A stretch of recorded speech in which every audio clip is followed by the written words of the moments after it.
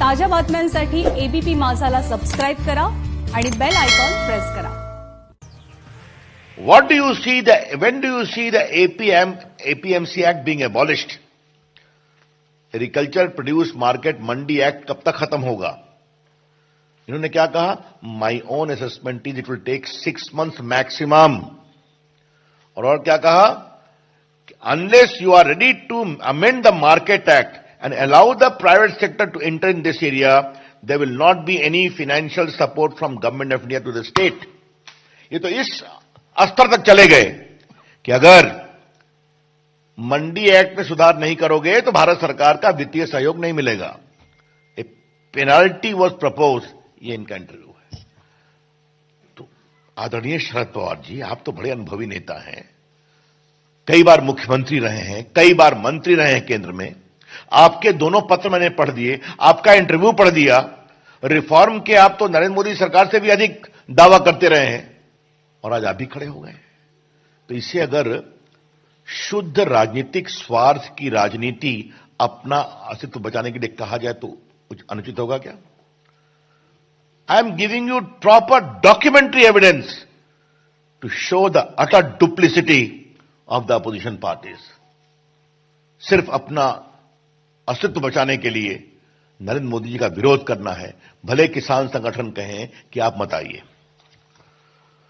आज मैंने सुना है श्रीमान अखिलेश यादव भी मैदान में कूद गए, तो मैं उनको बड़ी विनम्रता से याद कराऊंगा. Akhilesh ji, agriculture standing committee की रिपोर्ट आई है, उसमें आपके आदरणीय पिताजी मुलायम सिंह यादव भी मेंबर हैं. और मैं ऐसा मानता हूं कि अभी वो समाजवादी पार्टी के नीतियों की आखिरी आवाज है, क्योंकि बड़े नेता हैं. उन्होंने भी बहुत साफ साफ कहा है उस रिपोर्ट में कि यह बहुत जरूरी है कि किसानों को मंडियों के चंगुल से मुक्त किया जाए. उसमें बाकी लोगों ने भी कहा है, अकाली के लोगों ने भी कहा है, और समाजवादी पार्टी हो या शिवसेना हो, जब सदन में बहस चल रही थी इन्होंने इसका समर्थन भी किया, सुधार करने की बात की, कुछ सावधानी खाली बात की, लेकिन इन प्रिंसिपल समर्थन किया था. ये सब रिकॉर्ड पर है, मुझे आपको बताने की जरूरत नहीं है. अब जरा मैं कांग्रेस पार्टी की सरकार के समय जो प्लानिंग कमीशन का एक रिकमेंडेशन आया था वो मैं आपको जरा पढ़ना चाहता हूं. ये 12 से 17 के लिए और 11 में पॉलिसी ऑप्शन जो दिया गया प्लानिंग कमीशन का. तो ये planning commission report, title report of the working group on agriculture marketing infrastructure, ये मनमोहन सिंह के समय में जो अनुशंसा थी उसमें क्या लिखा हुआ था? सेंट्रल गवर्नमेंट में enact inter state agriculture produce trade and commerce regulation act under entry 42 of union list. तो आज जो हमने काम किया, हमारे करने के 8-9 साल पहले मनमोहन जी की सरकार ये कर रही थी. 2005 में शरद पवार बोल रहे थे.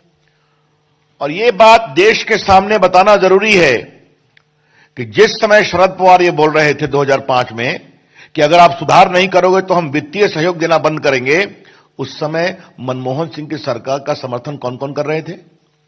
मुलायम सिंह यादव जी की party, RJD, CPI, CPM, TDP और बाकी सभी. शिवसेना साथ नहीं थी. तो आप तो हमसे भी आगे अधिक जा रहे थे. तो फिर मैं कहूंगा कि ये जो आपका दोहरा चरित्र है शर्मनाक, कि अपने राजनीतिक अस्तित्व को बचाने के लिए भले ही किसान के नेता आपको नहीं बुलाते हों, लेकिन आप किसी भी सीमा में जाने को तैयार हैं. ये देश के सामने आना जरूरी है. अब जब हम कॉन्ट्रैक्ट फार्मिंग के बारे में एक विषय आपको बताना चाहते हैं, और वो ये है कि इसका भी रिकमेंडेशन 2007 से 12 में मनमोहन सिंह की सरकार के समय हुआ था. और आपकी जानकारी के लिए मैं बता दूं कि कहां कहां मॉडल कॉन्ट्रैक्ट एक्ट लागू हुआ कॉन्ट्रैक्ट फार्मिंग का. आंध्र प्रदेश, आसाम, छत्तीसगढ़, गोवा, गुजरात, हरियाणा उस समय कांग्रेसी स्टेट था, आसाम उस समय कांग्रेसी स्टेट था, हिमाचल प्रदेश, झारखंड, कर्नाटका 2003 में कांग्रेस स्टेट था, महाराष्ट्र 2006 एनसीपी और इंडियन नेशनल कांग्रेस की सरकार थी, मध्य प्रदेश 2003 दिग्विजय सिंह की सरकार थी, मिजोरम, नागालैंड, उड़ीसा 2006 बीजेडी, राजस्थान, सिक्किम, तेलंगाना। तो इन सबों ने किसानों के लिए अधिक अवसर जुटाने के लिए, उनकी इनकम को बढ़ाने के लिए ये कॉन्ट्रैक्ट एक्ट का निर्णय किया। तो मित्रों, हां, एक सज्जन और हैं जिनके बारे में मुझे कहना है। मैं सामान्यतः टिप्पणी नहीं करता हूं, लेकिन हमारे प्रधानमंत्री पर वो इतनी टिप्पणी कर रहे हैं तो मुझे उनके बारे में टिप्पणी करनी पड़ेगी। श्रीमान योगेंद्र यादव के बारे में, हां, वो भी खड़े हैं। उनकी पार्टी का क्या वजूद है मैं उस पर चर्चा नहीं करूंगा, लेकिन देखिए 3 साल हमारी सरकार के पूरे हुए तो उनका स्वराज अभियान का ट्वीट देखिए। मोदी सरकार washes its hands of APMC act, cites as a state subject. तो उस समय अगर कहा गया कि एग्रीकल्चर मंडी एक्ट जो है वो राज्यों का विषय है, उनको सुधार करना है, करना चाहिए, तो ये कह रहे हैं आप क्यों नहीं करते हैं।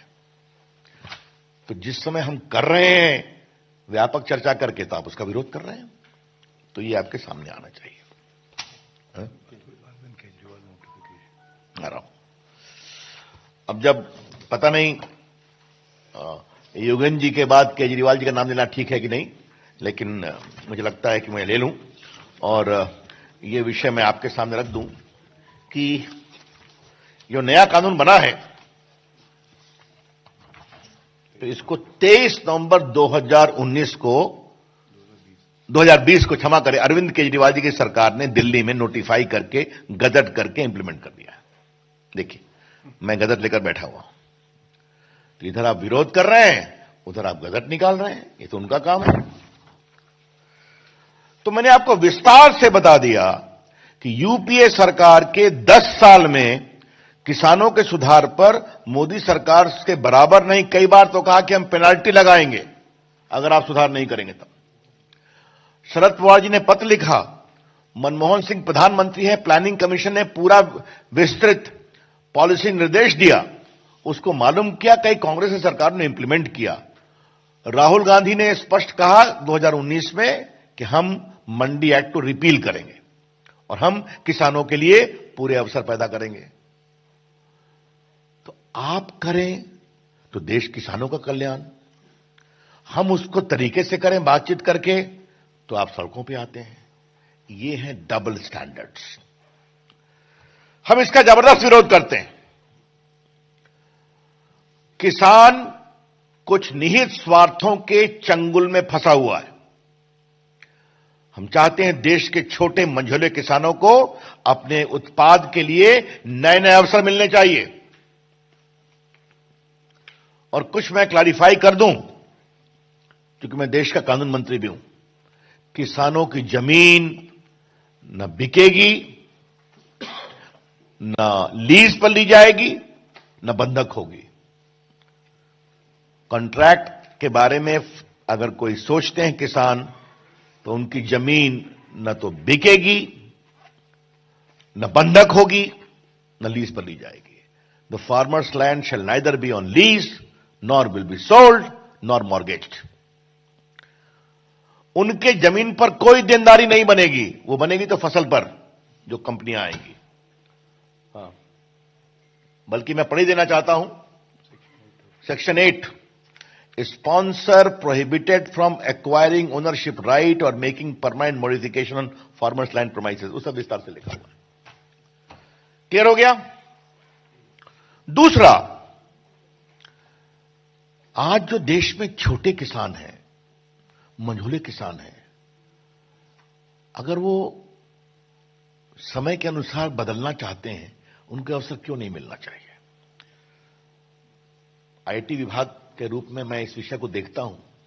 हमने किसानों के लिए एक नेशनल एग्रीकल्चर मार्केट नैम बनाया है, समझे आप।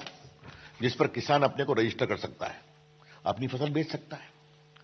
सिर्फ आपको मैं कुछ आंकड़े देता हूं और देश के सामने आपके माध्यम से आना बहुत जरूरी है। अभी तक 21 प्रदेशों में 1000 मंडियों ने रजिस्टर किया है नाम पर। 1000 mandis of 21 states have started functioning after being registered on National Agriculture Market Portal. कितने फार्मर हैं रजिस्टर्ड? 1,68,00,000। कितने ट्रेडर हैं? 1,51,000। ठीक है। और कितने का व्यापार हुआ है? 1,15,000 करोड़ रुपए। तर शेतकऱ्यांच्या हितासाठी नव्हे तर राजकारणासाठी इतर सर्वजण या बंदला पाठिंबा देत आहेत। यूपीए सरकारने कृषी कायद्याच्या संदर्भात कृषी कायद्याच्या समर्थनामध्ये योग्य धोरण घ्यावं असं सध्या रविशंकर प्रसाद बोलत होते।